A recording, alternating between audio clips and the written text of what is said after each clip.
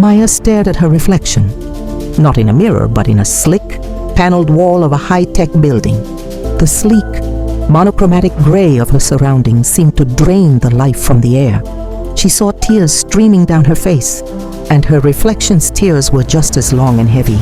Her hands pressed against the cold surface, a barrier between her and a world she longed for, a world of warmth and color.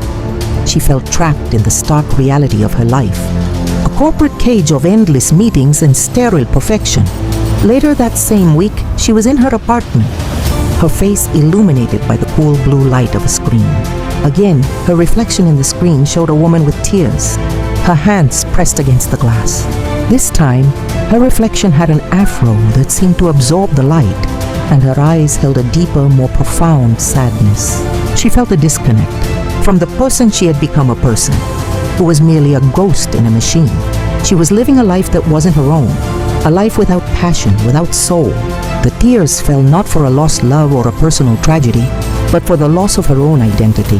Then one evening, she made a choice.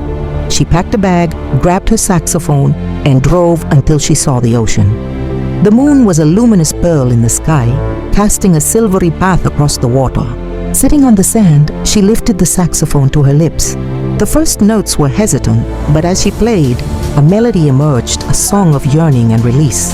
The music flowed from her, vibrant and full of life, echoing the colorful patterns of her dress and the golden glow of her instrument. She felt the moonlight on her skin, the cool ocean breeze in her hair, and the familiar rhythm of the waves. She was no longer a reflection in a cold wall or a sterile screen. She was Maya, the musician, bathed in moonlight, finally playing her own song.